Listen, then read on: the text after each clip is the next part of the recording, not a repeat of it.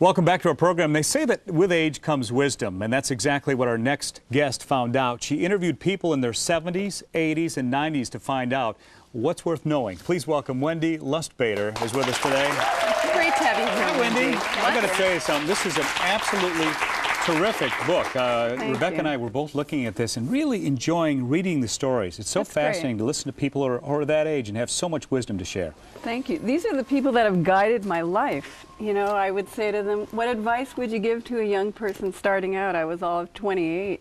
And then they would just tell me these gems of wisdom. So I dreamed of collecting them into a book. So this is a dream come true. Yeah, 20 years of talking to people who are a lot smarter than we are. Sophie Noble. Yes.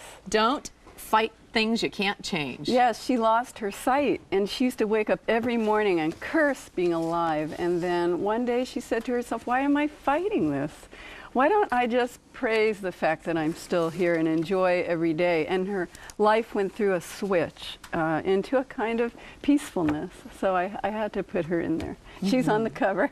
Another one was pretty heartbreaking, actually, for me to read, was this Jerry Hirsch, 70 years old, and he says, watch out for stubborn pride. And he talks about in there about, you know, his pride really hurt him as far as his relationship with his daughter. Yes, he kept grudges, and he actually told me that on his deathbed. He said, why did I have to keep a grudge all these years? It had been 20 years since he last saw his daughter. And I said, well, let's give her a call, and Jerry said, no, it's too late. You know, you really shouldn't hang on to grudges. And ever since that time, anytime I feel a grudge creeping up on me, I veto it, you know. So these people have really taught me some secrets of living. Edna Harris. Well, I met her on a hike in New Zealand. 79 years old, you had to hike 11 miles a day. It was a kind of sequenced hike. She was an inspiration. Well, she said if she ever quit hiking, once she quit for 3 weeks and she turned into an old lady. I love that. And she gave me hope that I never have to give up the woods, that if you keep moving, you keep your body flexible. What another good lesson. Another great one is this Paul, is it Steer, is that correct? Steyer, actually. And he's 91 years old. He says everyone misses out on something.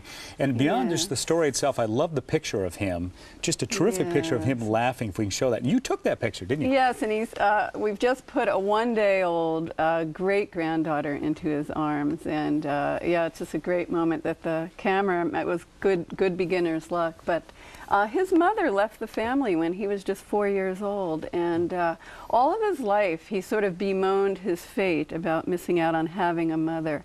And it was near the end of his life, he kind of put it in his plates, and you know, he said everyone misses out on something, so I had other aspects of life's riches. So did you find that these folks, as they got older, just gained that sort of wisdom? It's the age, you know, we can't, unless we read their words, we can't really understand. Well, it's decade after decade of making mistakes, having victories. Don't you find that you're more confident inwardly? Yes, as you get older, life is better. This idea that being 20 again would be grand. I don't want to be 20 again. No. You know, all those mistakes you had. And then you look back and think you knew something then, but now you know you hardly knew a thing, really. Boy, I love this one. Edna Whitman Chittick, 101 years old, and she says that all that matters in the end is that you are loved. Yes, I had the privilege of being her friend, and I was at that time 28, and she said, "You're impossibly young."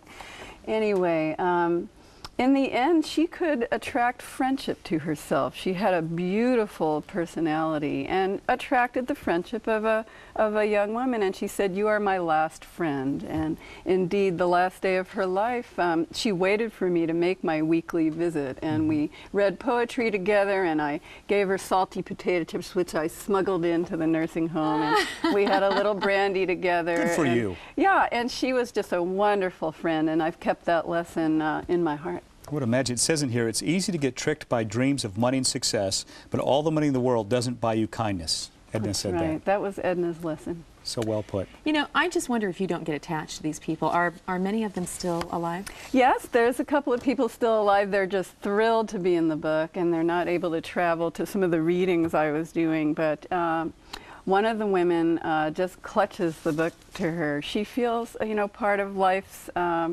learning she's getting to pass on. And that's why I want to encourage younger people. If you have an elder in your life, sit down, have a cup of tea, stick around, ask the questions. You'll be well rewarded.